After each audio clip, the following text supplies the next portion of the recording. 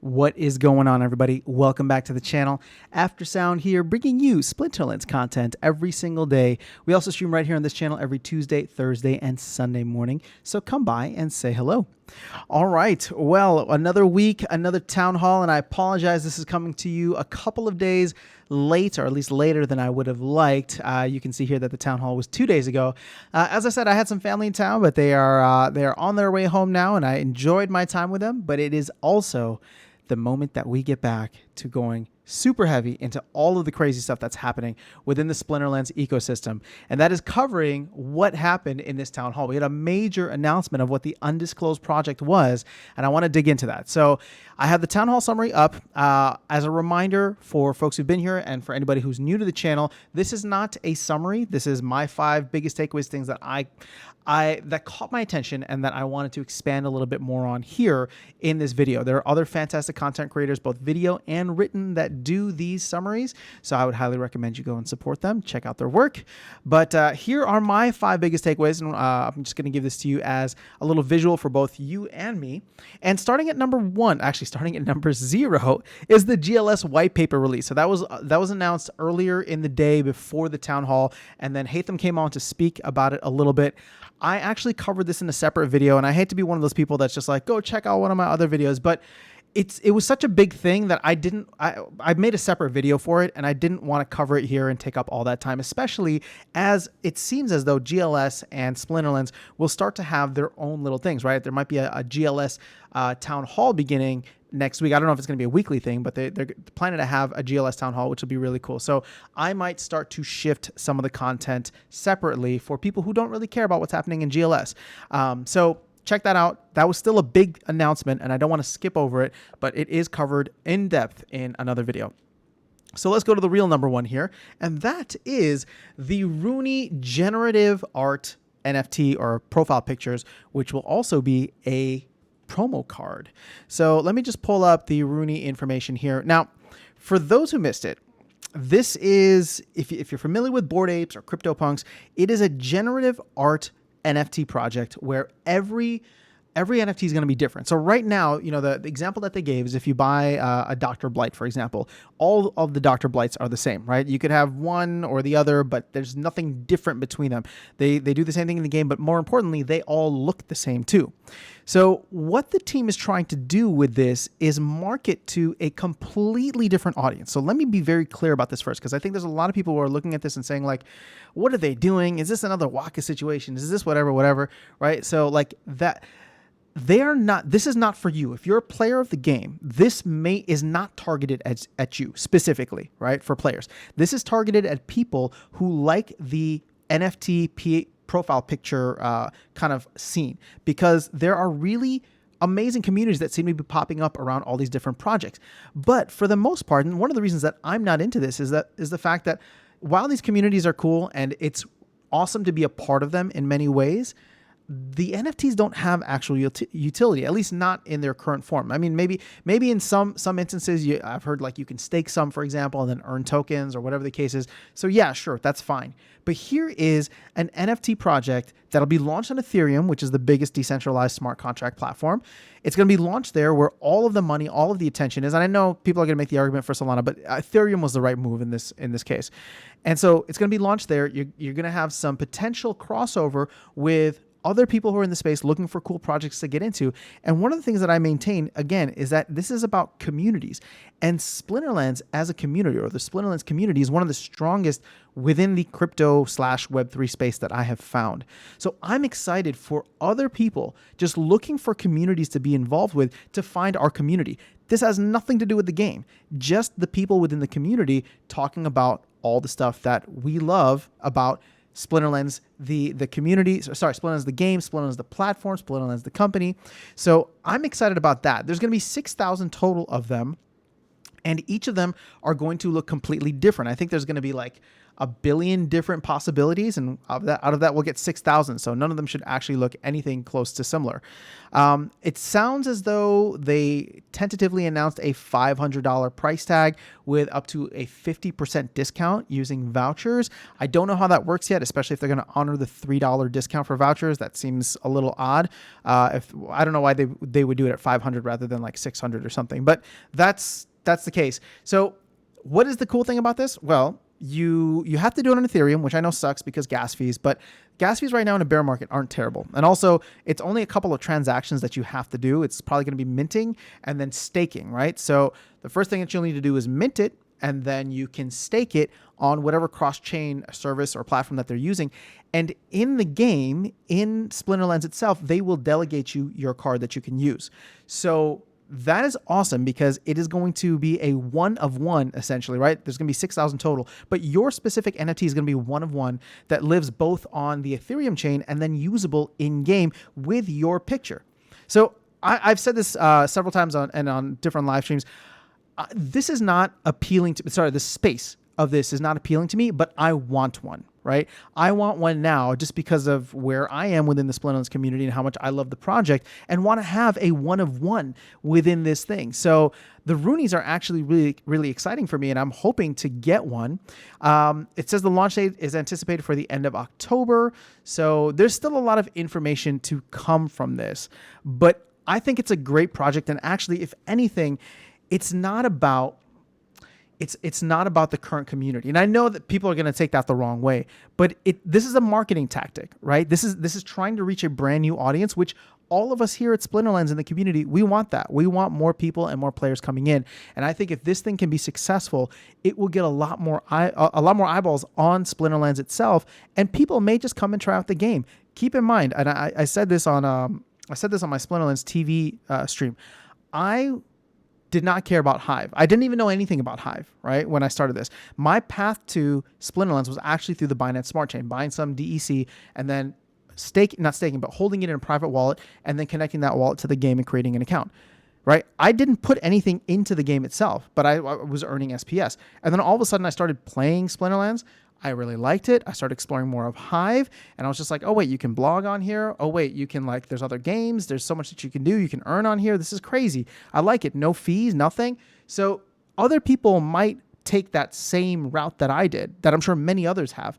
And so if this is a way that can happen through something where there's stupid amounts of money in these NFT projects, in these generative art NFT projects, right? So here is one that actually has a great community, as well as hopefully great art if you're looking at the Rift Watchers thing. And then, of course, utility in a game that has been around for several years and is really starting to hit its stride, in my opinion. It's not perfect, but it's starting to hit its stride, and all these different projects launching within the Splinterlands platform, I think, are going to be even better in terms of retaining people. If they don't want to play a card game, they'll be Tower Defense or GLS or something else.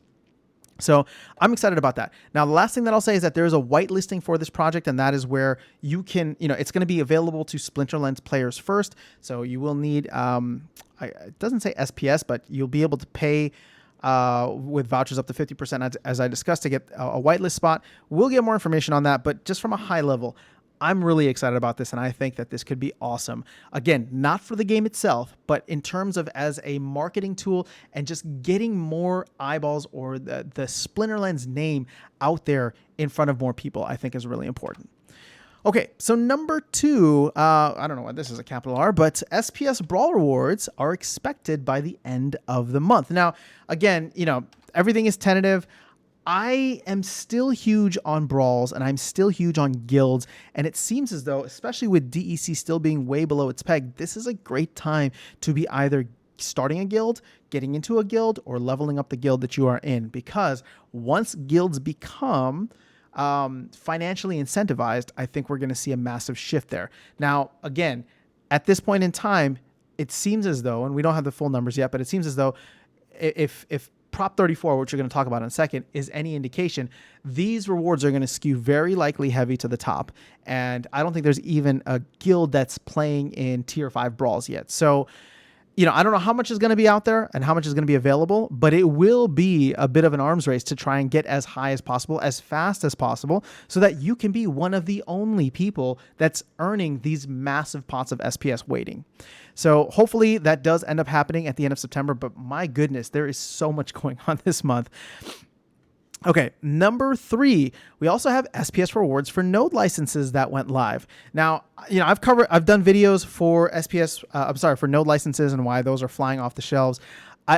I think, and again, this is not financial advice, but I think that Tranche 1 is a very sweet spot to be in. People in Tranche 1 are getting it cheaper than many people in the pre-sale actually did, which is interesting.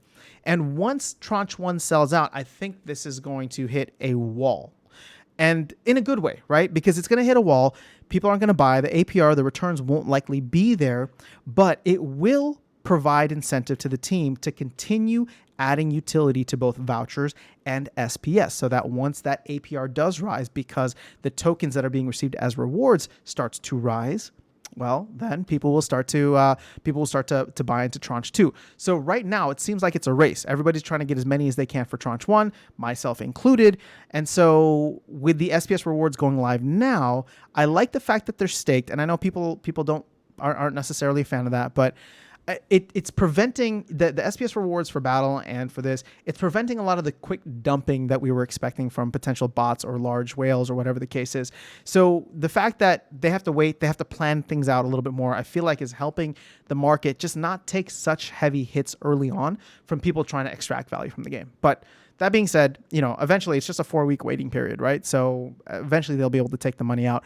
But at this point in time, it makes people think twice. And also, hopefully it incentivizes them to just keep it staked, to just keep compounding their rewards. Because once you claim that SPS, it starts earning you more vouchers and earning you more SPS. So it's a nice kind of positive feedback loop over time. And if you believe in where the game and the company are going long-term, then why wouldn't you want to have more assets, right? That's just what I'm thinking. Okay. Number 4, we were told about Prop 34 potentially going live on September 20th, which is next week's update window. So next Tuesday's update window. Now, I don't know if they have any information here on Prop 24, or Prop 34, but I'm just happy that this is going to get out sooner rather than later. And there's a specific reason for that, because I know people were still disappointed, and I don't necessarily agree with all the percentages, but I think we need to do what the team is asking in terms of like waiting at least a season or 2 before really evaluating what the appropriate numbers might be or what the tweaks should be. Now, I'm already thinking about those tweaks, and I think that it should have been, and hopefully will still get changed to 20 flat across the board per league. But the fact that we're going to start this next week, hopefully, means that by mid to late October, we can potentially get another proposal in there to tweak this accordingly. And if at that time, this is something that we push for and get, it shouldn't take that long from a coding perspective. Again, I am coding ignorant, so I don't know, but I can tell you that if it's a matter of implementing a system that buckets it into places, and then a second implementation of tweaking the percentages of each of those buckets, I have to imagine the second part of that, or the latter, is much easier because you've already done all the groundwork for it. But what do I know? I'm not a coder. I'm just a musician. So there is that. But hopefully, like I said, we can get this to a place where everybody will be happier with it overall once we get hopefully to the end of October. So we'll see how that rolls.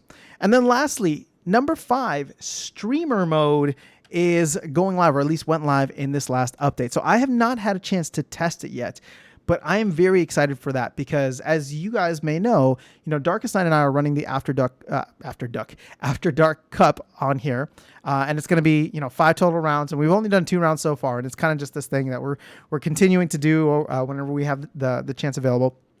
But more important than that is that I want to continue to run tournaments on here. I want to do more casting of tournaments or leagues or whatever the case is And I'm excited about the fact that now I don't have to go back and forth. If you've ever watched one of the live streams that we've done, it's a lot of me going back and forth, hiding the screen. And then I know the result, but Darkest Night doesn't, right? And then we'll try to get, we'll try to give our commentary live with me not giving it away. But I would love to be able to like watch something in real time and just be like, who's going to win, right? Because some of these games can be really exciting. So I'm excited about streamer mode. You can easily toggle it on and off and before you watch the results of a battle. I think that this is great. This is going to be a phenomenal move for the esports thing, and I'm excited about what Weirdbeard has planned for Splinterfest, because I think there's a lot of really cool things that are coming around the tournaments and brawl space, and all the stuff that Weirdbeard has been promising is slowly starting to make its way into the limelight. So shout out to Weirdbeard on a great job, and I'm excited to utilize this both for myself when playing, not playing, but when streaming tournaments and when hosting tournaments and all that. So I'm excited for it. Let's see here if there was, there's some stat candy, but you know what? I think, well, you know what? I'm gonna go into this in a separate video just to keep it nice and clean. There wasn't anything else. So wow, kept this video around 15 minutes. So this might be the shortest split 5 biggest takeaways from the most recent town hall. Again, I didn't cover one of the biggest things, which was the GLS white paper. And I think even if you're not interested in GLS, it's going to have heavy implications for you when if you're staking a lot of SPS. So just something to keep in mind as you go along. So that is all I have for you guys in this video. Let me know your thoughts in the comments below. Are you excited for Rift Watchers this upcoming week? Are you excited for Roonies? Are you excited for GLS? Let me know how you're feeling, and I will catch you all in the next one, and I'll see you around the game. Take care.